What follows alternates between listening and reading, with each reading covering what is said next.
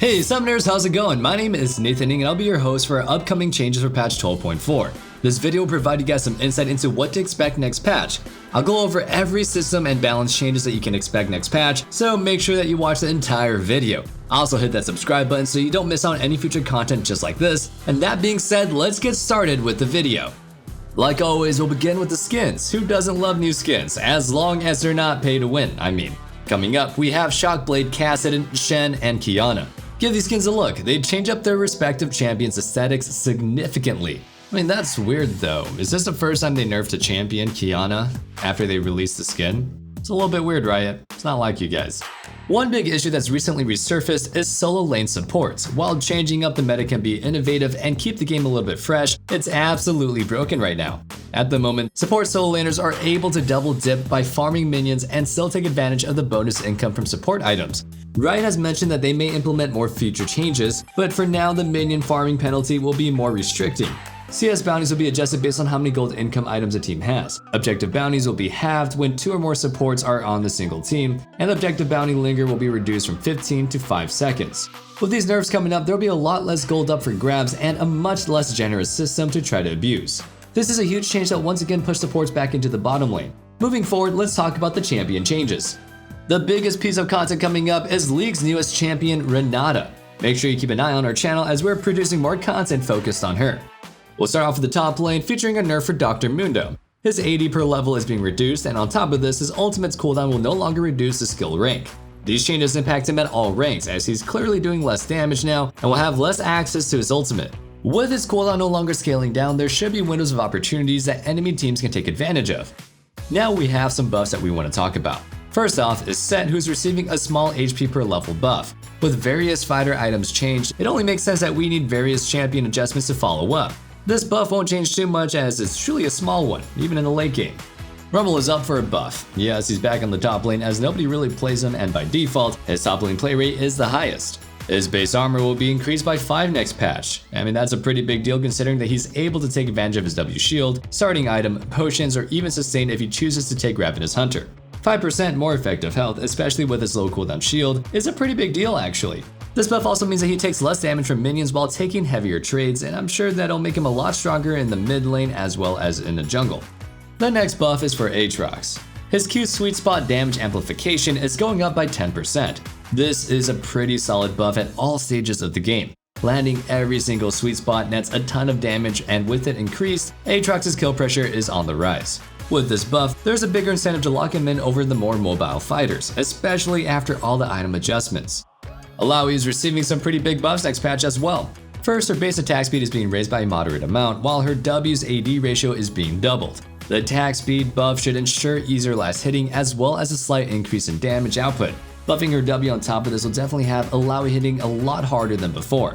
Before we move on to the jungle, let me give a quick shout out to our incredible coaching staff at ProGuides.com. Watching our YouTube videos help, but if you're looking to get direct one-on-one feedback, definitely contact one of our coaches and I promise that you'll see your gameplay improve fast. Now for those jungle changes, we'll begin with Nunu. Nunu is said to have his Q healing against champions reduced significantly. He's been dominating in the jungle past the 53% win rate mark and high elo.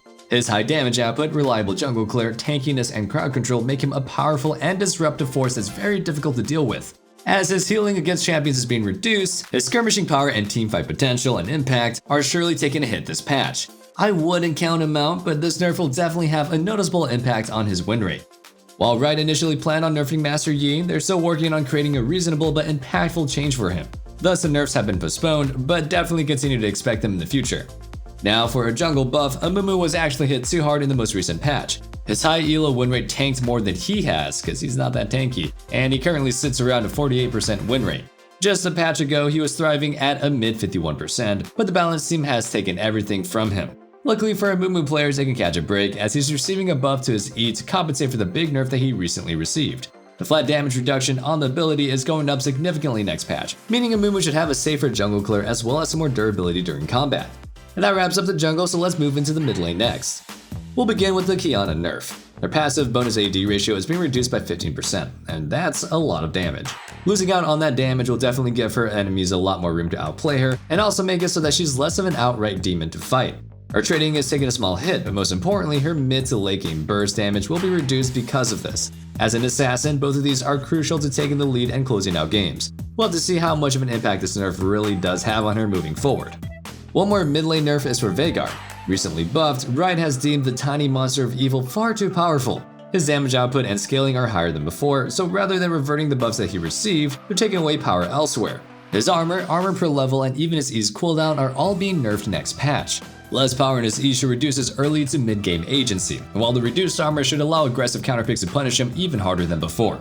Wrapping up the mid lane, we have a buff for Neeko who hasn't received one for basically 2 seasons now. First, her hitbox size is being reduced. At the moment, she's tied for the biggest hitbox in the game, and it was noted that this buff should bring her in line with most mages. If that wasn't enough, she's also receiving buffs to her abilities as well. Her Q's pop damage is going up by 20 at max rank, while her W's cooldown will be reduced by 4 at all ranks. Players will have plenty more of opportunities to be tricky and try to outplay their opponent. At the same time, some extra damage is also something that Neeko needs, and I'm sure that players who enjoy using her will love these changes, all 3 of them. Let me ask you guys a question of the day while we're at it. What champion still needs a buff? I think Olaf is still underperforming and could definitely use some help, as I hardly even see him played anymore. Let me know your thoughts in the comments down below. That's it for the mid lane, let's move to the bottom lane next. The next big set of changes for the bottom lane is none other than for Zeri. As League's newest champion, it's unsurprising that she's going to be needing a lot of work. Pretty much every ability is facing a nerf next patch. First, her passive's damage when uncharged is going down. However, the multiplier against low health enemies is going up. Her slow is also being reduced in the early game, as well as its duration. Her Q's base damage is being reduced slightly, but now will be able to crit.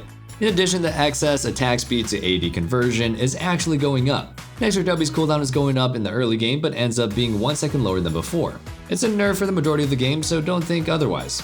In regards to her E, the cooldown is going up at later ranks, while the cooldown reduction per enemy hit is also going down. Overall, she won't be able to cast ability nearly as much as before. Finally, her ultimate's attack speed bonus will be changed to a static 30% rather than scaling up with rank. While there were some buffs to her Q, the rest of her kit has lost some of its power, and hopefully these nerfs bring some balance.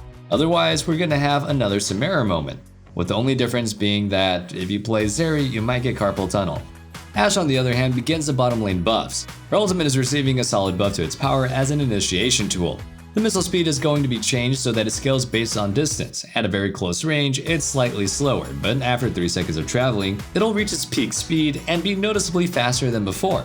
Starting fights with her ultimate should be a lot more reliable, as enemy players won't have much of a time to react. Even when used offensively or at close range, the loss speed isn't huge, and in most cases, this change is definitely a buff. Lucian is also up for a buff. His Q's mana cost is being reduced at all ranks, giving him more freedom to try and poke with it or spam it in lane for some aggressive trades. While the buff isn't significant at rank 1, each additional point chips away at the mana cost, making the buff more and more effective as the game goes on. At the very least, players won't have to worry so much about missing a Q here and there. The next marksman receiving a buff is the one and only master of the pullout game, Kalista. She's supposed to be a powerful early game threat, but in her current state, she's unable to apply the pressure that she was once known for. Next patch, her armor's going up by 3, meaning that she'll be able to take some more damage, I guess, and have an easier time winning extended fights. This change should also make it harder for her opponents to outright contest her and challenge her during the early game when she's the strongest. I guess we just have to be really careful when we buff Kalista, because she can go easily out of control. Finally, Xayah is receiving a buff to her E's crit damage multiplier. This buff should push any straggling players away from the pure lethality builds and instead encourage building some crit damage on her. The majority of players already are, but with this buff we might see players move back towards more traditional builds on her. That's it for the bottom lane, so we'll conclude with the 2 final support changes. For supports, we'll begin with the nerf to Blitzcrank. His HP regeneration is going down by a little bit, but overall, I can't see this nerf being enough to stop him. In most cases, Blitzcrank tries to find a takedown out of a single exchange. Some loss sustained means that he'll be punished a lot harder when he's unable to find that hook that he's looking for. Enemies that play well and avoid getting pulled should be more effectively able to chip away at his health and possibly discourage him from even looking for a pull. That being said, this nerf is very small, and outside of a few rare cases, it won't really have an impact on Blitzcrank's performance. Finally, Nami's receiving a revert buff to her E.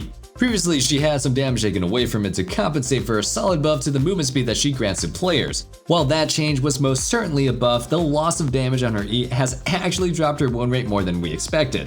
Thus, it's having its damage increased by 5 at all ranks.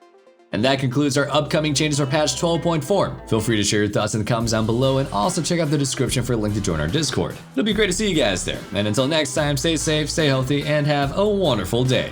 Peace.